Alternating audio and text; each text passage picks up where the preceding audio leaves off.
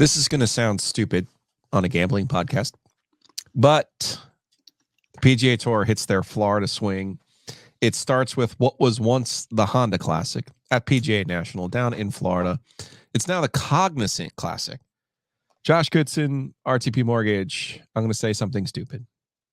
Good golfers usually win at this course because it's a tough golf course. This is not a birdie fest. This is not Mexico. This is not anywhere in Hawaii. This is not the John Deere Classic. This is their first stop in what they call the Florida Swing.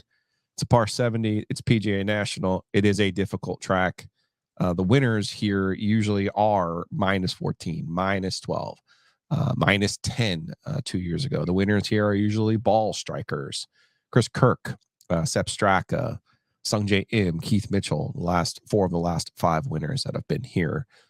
Last year, we got the Eric Cole experience, which was really new to the PGA Tour. So the stupid thing I'm saying is this is the PGA Tour, and it's really hard. This is one of those stops on the tour where you're going to see guys who really have to be good at golf win this golf tournament. How do you like that for analysis, sir?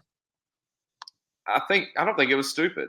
Like, we get caught up. I think in every sport we kind of can say that, right? The best players got to be the best players when the conditions are the toughest and the games are the hardest. Usually the better teams end up winning. The better players show out. And so I'm with you. I forgot this was like a tough track, like until I started doing a little bit of research and such. And I kind of like that. We get so like the non Genesis events end up at this time of year just feel like they're birdie fest. Like, who can make the most birdies and such like that. And I like to see these guys grind. And so when I was doing like my first round leader stuff, I was like, last year the first round leader was only 5 under after day one, shot 65. So you got to be playing some golf. And it was actually a 3-way tie last year at first round leader play and such. So I don't think anything you said was stupid. You have said far more dumb things. Dumber things about Wake Forest basketball roster. Fair enough. Wake Forest and for the golf podcast, Patrick Cantlay, but you've grown. I've learned. I've figured out how to learn from my mistakes and move on. So March 11th, gambling is legal here in North Carolina. We are getting you ready for that here on the OG Gambling Syndicate. We have each PGA Tour stop. I'm sure we can get into some live events this year as well. But what we have, what I believe is the best value in gambling is on golf. The best odds, the best payouts. Now, you have to be right. And you have to be a little bit patient, and you have to be willing to have some weeks where you don't win. But quite frankly, if you are patient and you spread and play the board the way that we have the first couple of weeks of the PGA Tour, there is money to be made. First round leader bets are your specialty, Josh. And the way that we've basically gone about this is, and you can look at the odds, and we'll show you the odds as you look on the graphics here. It's a big payout. What we do is usually you pick around 12. So you're talking about $25 per bet. So you get a quarter of what their odds are. You hit, you're going to have $1,500 basically, or $1,200 on a $25 bet. If you lose all of them, you lose $300. Well, you can handle that if there are other weeks that you hit. And that is kind of the premise, is you have a system, you keep playing, you stay at it, and you don't get discouraged by maybe a week or two where it doesn't come home for you. So the first round leader values, in my opinion, are always great plays. I like the guys who tee off early in the morning. You don't always look at the tee times. But looking from this year, Josh, I did a little bit of homework. You're right. From last year, Carson Young, Billy Horschel, and Joey Bramlett all shot a 65 in the first round.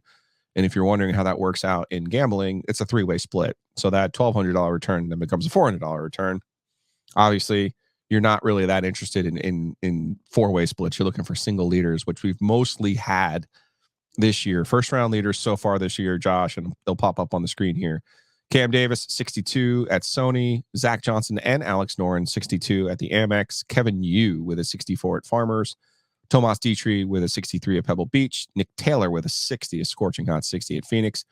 Patrick Cantlay with that 64 at Genesis. And then last week, Eric Van Rooyen with a 63 in Mexico. You were really close with Sammy Valimaki last week in Mexico. So again, you're looking at this and you're going, is there any kind of correlation?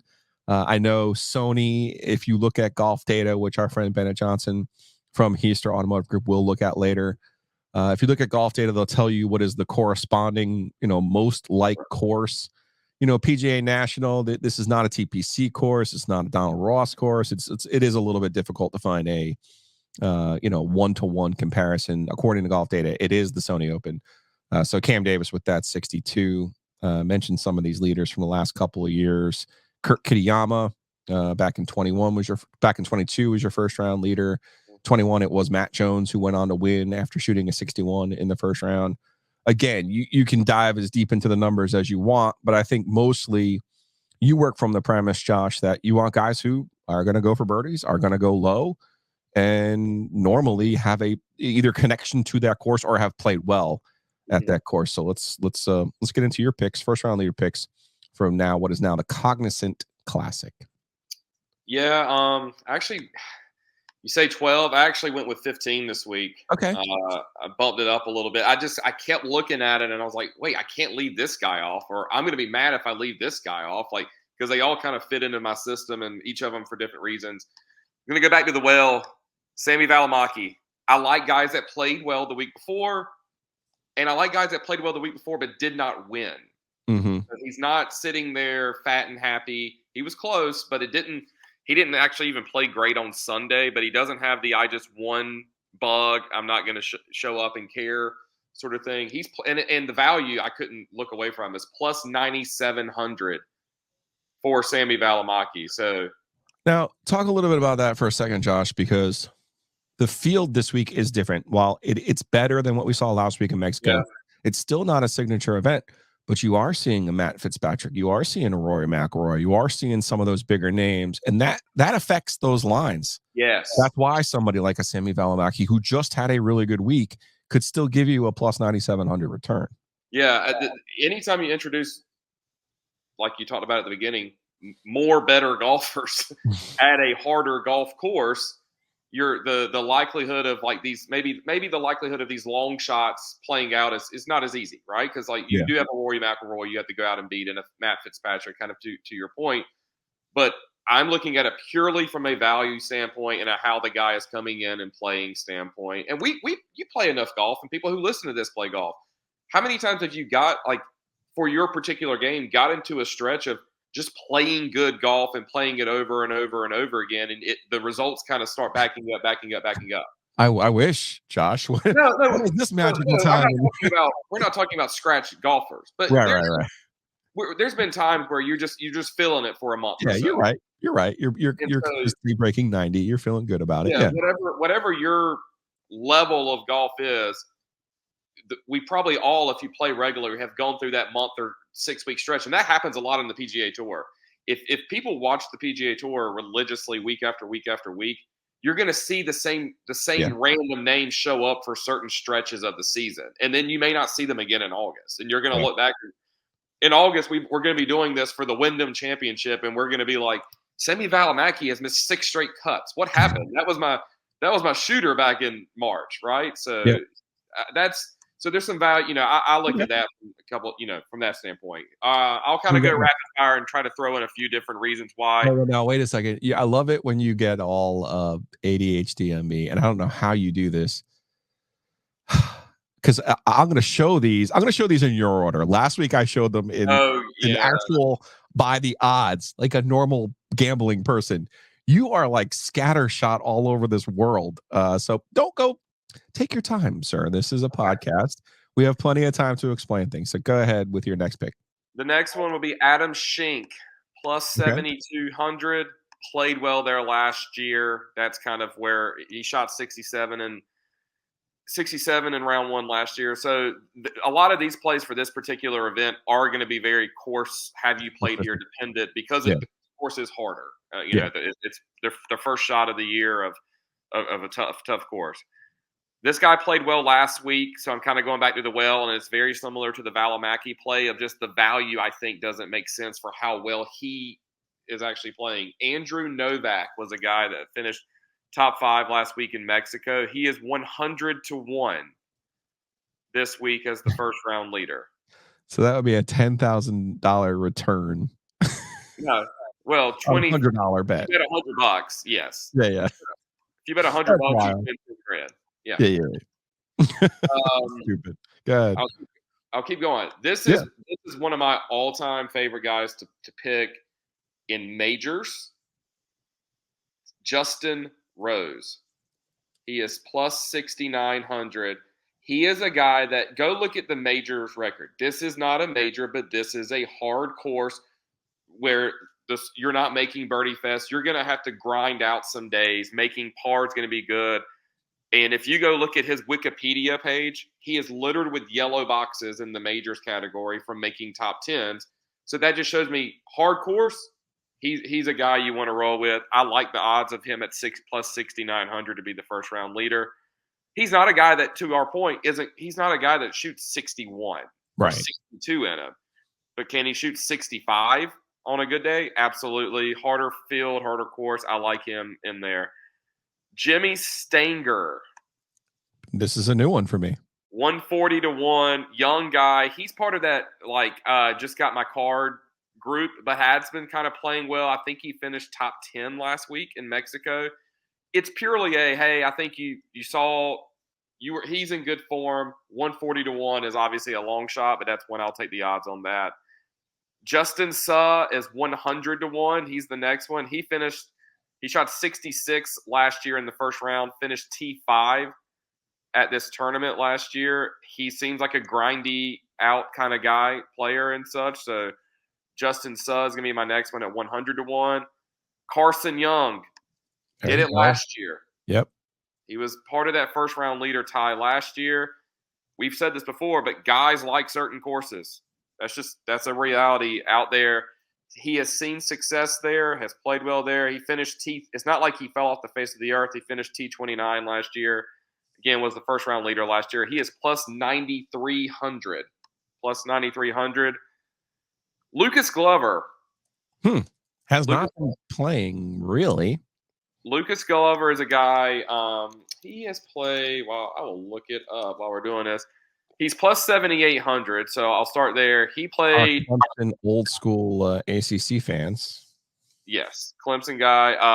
He played at Genesis. He played at Waste Management. He played at Pebble Beach. He hasn't been playing a ton. I think I would consider him an old guy. He's probably my old guy play of the week. I think, again, a guy that's not going to kill you with a bunch of birdies, but is a solid player, and if he's having a good week, I like the set plus 7,800 value that you get with Lucas Glover. Sung J M, ball striker, performed well here last year, has won this tournament before in previous years. He's actually the shortest odds, but he's still plus 4,900. I can't walk away from that. Couple more. Tom Hoagie. He's an auto play for me on every single first round leader. Feels like more of a bomber to me, Hoagie, but he gets hot. He is a hot, streaky button guy. He is plus 6,200. Rio, the guy, I still cannot pronounce his name. Rio. There's no way his name's Rio either. It's got to be Ryo. Ryo Hisetsuni, plus 7,900 is a guy I'm going to go with. Has played a lot recently. He's basically playing like every week, I feel like. He's trying to make money. Yeah. Do what? He's trying to make money. Yeah. He is trying to make money, yes. So plus 7,900. Three more. Thomas Dietrich. Plus 7,300. He was a guy that he was hot in January, in early February when they went from Hawaii and then went to California. He still even remained hot. Your first round leader at Pebble Beach, Tomas. Correct. Yep. So plus 7,300. Akshay is my local guy. Akshay is a streaky guy. If anybody asks me what is my least confident one, even though he is not the farthest odds guy, this is purely a homer local guy. He can get streaky. He's plus 7,300, so the value's still pretty solid for him. Hasn't been playing, and I think he was a guy who made a little bit of money. Obviously, with the win at the end of last year, it was kind of wonky. They didn't let him into the playoff. Yep. Ball striker, though. This is a ball striker's course. This is a ball striker. You're right. Streaky. Florida's so weird. They just went from all that great weather well, other than Phoenix, in Hawaii and Cali. And I think this is usually one of those early rounds where it's cold too. Out in Florida, those early tee times, maybe worth looking at some of the guys who actually tee off a little bit later and have that late early. But yeah, you got to have a local, man. You got Akshay covered here. And last one. Yeah. The first round, the other guy tied for the first round lead last year, Bramlett, Joseph Bramlett. He's Brams. 140 to 1. Like, come on. That's kind of ridiculous value. It's like, give me a data point. Can he do this? Sir, he did it literally last year in this exact same tournament on this exact same course. So those are my plays this week. Kind of all over the place with a bunch of different guys, some new guys. And I go back to people that have done well for me before or have shown promise. So like Sammy Valimaki is now in. And I think I even texted you and Bennett. I said, this guy's an auto play.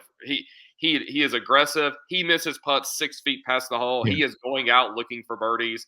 That's what you want in a guy on a first round leader play. So those are my first round leader plays and tickets for the week. Perfect. I love it.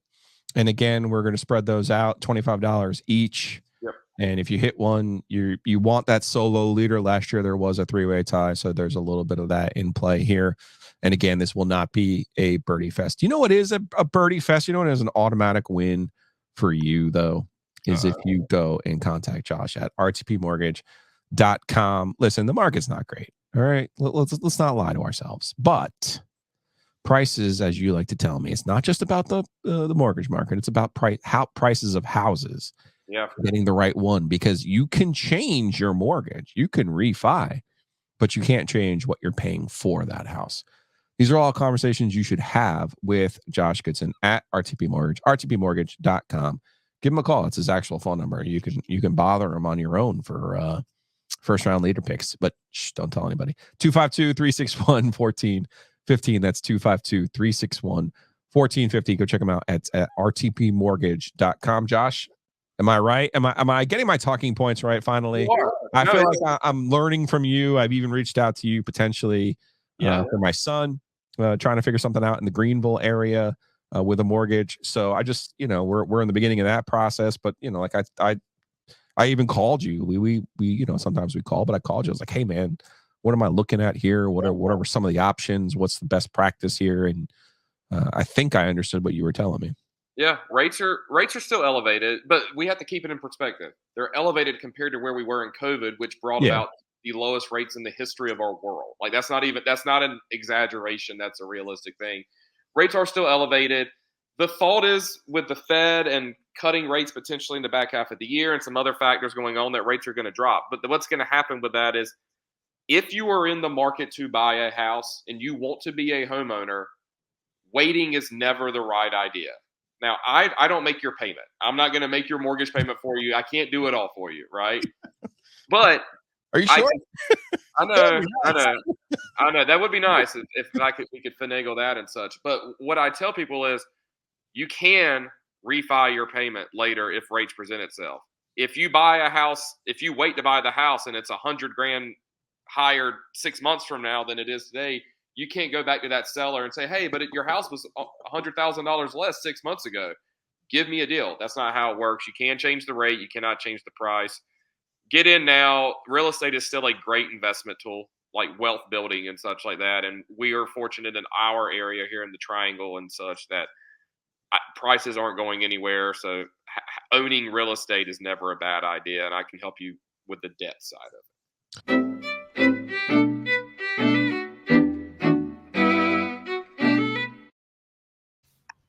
All right, let's welcome into the OG Gambling Syndicate, Bennett Johnson, Heister Automotive Group. It's heisterauto.com. He's on the Heister Automotive Group hotline. Bennett, I hope you have taken notes that I've pointed out to people now that they're on the Heister Automotive Group hotline. Hey, did you know you could sell your car to the Heister Automotive Group? Somebody told me that. Who was telling us that? I think it was Giglio. Right? And it's amazing when you figure these things out. I know it's like figuring out Christmas and Easter and all these other great revelations. It was awesome. It was awesome. It's not just new cars. So heisterauto.com. I see you guys in Fuquay, but there's a whole lot more than just your spot in Fuquay. Yep, we're all around. So we're right down 401 in Fuquay if you're a Wake County person. See, somebody's calling right now. They're listening to the podcast and they're calling you. Look, between that phone call and the end of this podcast, I could have had them a check for their car just that fast. See, that fast. That's how it works. And we've got winners for you for the Cognizant Classic as well. Here are the odds. I will not give the company a shout out because they're not paying me, but maybe they will. The favorite is Rory McIlroy, 7-1. Again, anytime he enters a tournament, his odds are stupid. I would almost never take a pre-flop number of 7-1. That doesn't make any sense if you are new to gambling. Cam Young has not won on the PGA Tour. This is a tough track. 22-1. Russell Henley, par 70 specialist, 25-1. We'll get to him in a minute. Tom Kim, 28. Eric Cole, who finished in a tie last year, 28. Matt Fitzpatrick, who has not been playing, 30-1. And then Ben An and Sung Jae, I feel like are two guys that might be on your list there. Bennett Beniana, 30-1, and Sung Jae, who won here 4 years ago, 35-1. So let's start with your winners. Bennett, let's start with your first winner pick for the Cognizant Classic. So, like you guys, to me, when we go to Florida, like that's the start of the PGA Tour season. Okay. I don't know why, but the tournaments out west, I don't want to say I'm not that interested, but I don't tend to like make it appointment TV. But when we get to Florida, I'm like, okay, it's a little warmer. It's like 65 degrees here. You got the door open. You got a little Sunday afternoon gym dance. You know, I think this is the beginning of actually, we might have NBC this week. So the wise words of NBC carrying the coverage. But I also think this is where the fields start to get a little more compacted. And then we now have the Genesis as a signature event, and Phoenix always gets good. But to me, this is where what I call the big boys come out to play. And you'll see them for the next 3 or 4 months. Basically, every other tournament, you'll see, the heavy players. And you see it headlined by Rory. Someone that's taken Rory in this event, I would be shocked. He hasn't been playing particularly well. Not very, it's not a very good return. However, whoa. He just won the match. Did you not see him just beat up on Lexi Thompson? I did see him beat on Lexi Thomas Lexi Thompson and Rose Zhang. He is in form right now, guys. Come on. From inside the ladies' tees. I did see Rory playing from there. And honestly, really, I think this is a track that suits Rory well. It's going to be tough. This is a tournament that usually ends between 10 under to 15 under. So I'm not sure who would choose Rory, but I know who would choose number 2 on that list, Cameron Young. So Cameron has played here before. He's plus 2,200, as you see. I like him because in this tournament, the winners have always played here before. It's never someone that's just showed up for the first time. I got some good stats I'll roll through once we get to the top 20s, but he played here in 2022, finished in the top 20s, first off the tee in strokes gained that week. This is a track where you have a lot of forced layups. This is not a bomber's course. You're not going to see him hitting 340-yard drives, hoping for the best. You're going to see some irons off the tee. You'll see 3-woods off the tee. It's all about the approach play. Cameron Young's a really, really good, solid iron player, waiting for that big breakthrough moment. We've seen other breakthrough moments here, like in the past, Chris Kirk, Russell Henley, those type players. So it's also a draw, a course that favors the draw. He's really, really solid, hitting right to left iron play. So I like Cameron Young plus 2,200. All right, Josh, let's go at your first pick to win the Cognizant Classic.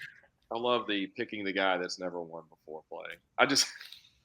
Well, he's allowed to pick the Deeks and be a Wake fan, but I'm not allowed to support my Deeks when it comes to basketball. Giglio, we know you're picking only Deacon players. I see how that works. It's just funny to me how people do that. I'm gonna scroll down a little bit for me, Joseph, on there.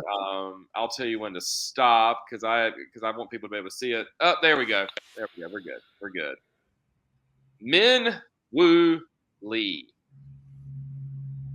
plus 3,500. It's time. We talk about Cam Young, right? Like it's time for Cam Young. Has Min Woo won on the PGA or just over in Europe like a million times? He has not won on the PGA Tour. I'll help you by jinxing it. I don't like you guys are picking 2 bombers here in Cam Young and Min Woo. Those are long players. This is a bunter's course, sir. I'm going off of the kind of what we talked about with the first round leaders and just talking about how you brought up the good golfers on tough courses sort of thing. Min Woo last year, I just think back to him being a player in the majors. At the players. He finished T5 at the U.S. Open. I'm not saying they're the same course or anything like that. I just like the fact that when the lights are on, the courses are supposedly harder or hardest, that he has showed up. He won a big tournament last year when he won the Scottish Open. I don't know if we want to count that as a PGA Tour event. It probably technically does. So well, now it is like they do the Genesis Scottish thing over there. But no, I like Min Woo. I just like it for the value, 3,500. That's kind of where I'm at with him. He's my first kind of winner play for this week. What do you got for your second pick there, Bennett? Second, I'll start getting to what you like then. Stephan Jaeger. The Jaeger bomb. Yeah. The Jaeger bombs. He's been playing really, really well on tour this year. He's definitely heading towards that bunter style. No one thinks he's out there hitting at 350. He finished top 3 last weekend. He finished top 14 here last year. He's already got 2 top 3s this year. He's top 30 strokes gained, 2 tee to green. So he's just a pure player. He's a really good iron player. He's in the top 50 on all approach categories. So he's someone that puts the ball on the green. They've had a lot of rain actually at the course the last month, so it could be slower than traditional. But for the last 2 or 3 years, we've seen, like on Saturday and Sunday, it kind of gets a little crazy. Step meter in like upper 12s. They're really rolling. So you want someone that can control the ball on the green. Stephan Jaeger fits that category. Kind of falls into the Chris Kirk, Russell Henley, kind of a guy that has participated on tour, but never really had a big moment where you're like, hey, he's getting ready to win. So we've seen that happen in this tournament a couple times. He's plus 4,500. You're talking about a guy being in form, Bennett. Tied for third, Farmers Insurance, tied for third. So my tidbit of the week on picking your winner, 7 of the last 7 Honda Classics, same event, new name, have already had 2 previous top 10s on the season. So he fits that category for this week. Also, there's a correlation to the Sony Open. That par 70, he was top 20 there, played well there. So I like this. That's much better. I feel like we're getting closer to because I'm hitting all of these winners left and right. You have been doing really good. You'll note I'm only making one and done picks. I've been reduced to making one and done picks. So. I have a one and done. I'm scared we're going to have the same one and done. All right, well, we'll get there. All right, so let's go to Josh, your second pick for to win the Cognizant Classic. Played last week, decent form, has won here before. Plus, I think he's plus 3,500, or I don't know. You can pull it up on your thing. Yeah. Keith Mitchell. So I'm going to go with. Somebody has to pick him every week. Somebody's got to go with our guy Kashmir. Yes, he has won here before. He is 40 to 1. 40 to 1 at this track. Again, I think of Kashmir Keith as a bomber. So maybe what the heck do I really know? Because he did win here. Looks like in 19 he won here. So. All right, I like all of those picks. These are great picks. Let's also now go to top 20s. Top 20s, Bennett, let's start with you for your top 20s. Top 20, a guy that used to be one of my favorite players on tour, then had some injury, stepped away for a minute, Daniel Berger. Okay. He is plus 190 in the top to finish top 20. He's had 2 top 4s here in his history playing there. He played well in American Express, played well in Phoenix. He's played over 20 rounds here. Another thing seems to be important on data golf leading into this tournament. Usually people that play well here have played here a lot. He's played here 20 times. In those 20 rounds, he's gained over 26 strokes compared to the field. Plus 190. So really in favorites world, he would be a favorite to make top 20. But as we've seen this year, I hate to say I have a specialty, but I think I'm doing much better picking the top 20s by using the statistics to back it up. So I kind of flipped this week. I went with Sepp Straka to win, or Stephan Jaeger to win, and Cameron Young. I just cheated on my next top 20. Those are people that I think and feel like can win. Then I'm using the stats to back up the top 20s, and I haven't hit a winner, but I've been hitting the top 20s by using this strategy. So plus 190, Daniel Berger.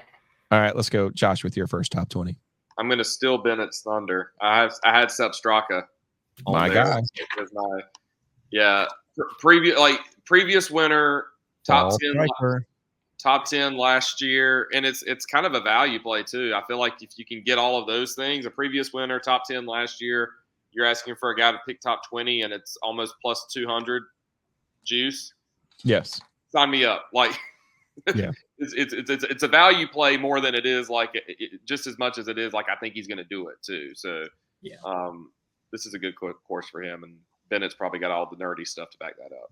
Bennett, I do have the nerdy stuff. And last week I got too crazy on the top 20, went way too far down the board, but I did almost hit on a player that you guys have never heard of. Yes, it's one stroke short. hard. But yeah, so this week I was like, you know what? I got to go back to the game.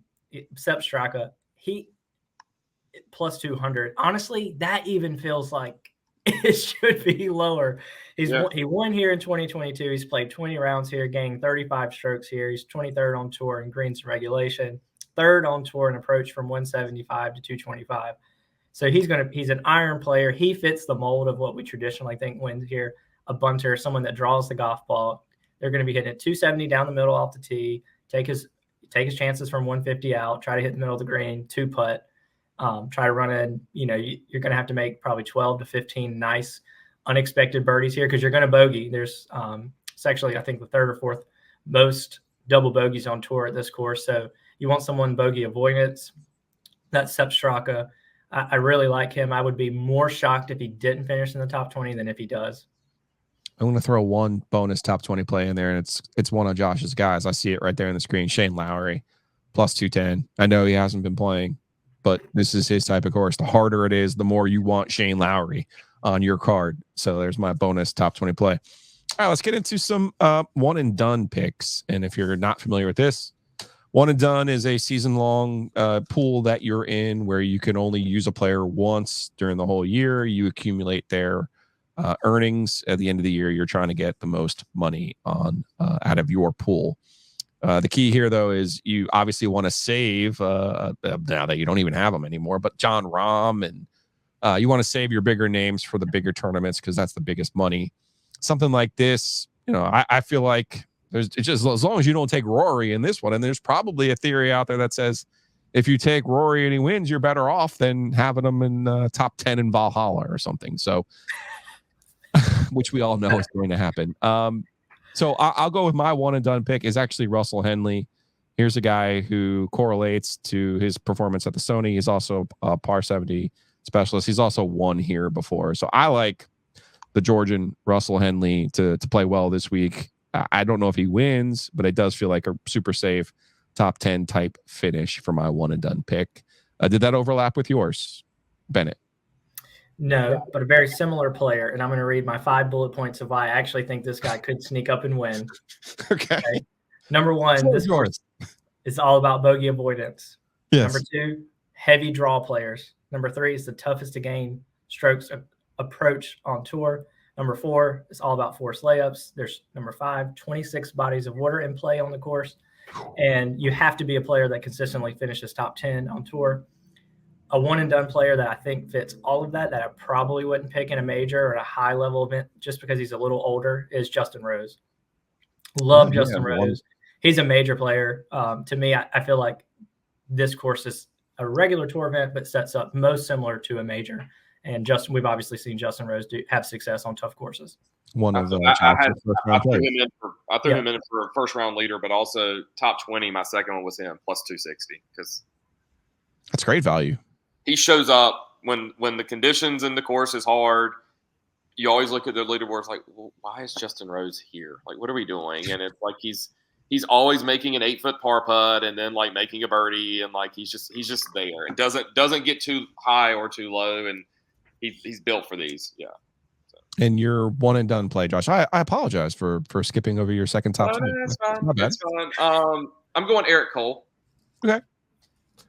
Lost in the playoff here last year. It was kind of his emergence on the tour. Yeah, not going to use him probably at a major. He's actually not been pretty bad. He's not been that bad this year. He was the T10 at Genesis, T14 at Pebble Beach, T13 Sony, T20, or T14 at Century. He played really, really well in the fall series. He was top 3, like 3 events in a row, and played well here before. And I think that matters a lot. he fits the mold because this was kind of his coming out party last year. Yes. So yeah, I love that play. All right. Well, shouts to Wells for pushing the buttons, making sure we're getting ready to get this out. Well, I want to shoot for Tuesday next week. What do we think? Tuesday morning? We can do it. Double thumbs, Josh. What does your Tuesdays look like? That's the day after NC State beats Duke. Correct. So I don't know. It might be too hungover. Too hungover from that. All right. Well, Tuesday is great for me. All right, let's do it Tuesday next week because the people are looking for us. The people want our golf picks, and again, the fewer picks from me, the better. Get those first round leaders from Josh Goodson. Get those top 20s from Bennett Johnson. We've been cashing on both fronts, and hopefully we can get a pre-flop winner. We haven't had a pre-flop winner yet. I think we're really close on that front as well. So appreciate everyone for listening. If you haven't already, hit the subscribe button, and of course on the Apple, Spotify, the Googles, if you would be kind enough to give us 5 stars, I would greatly appreciate it. HeasterAuto.com, RTPMortgage.com. We'll see you guys next week right here on the OG Gambling Syndicate.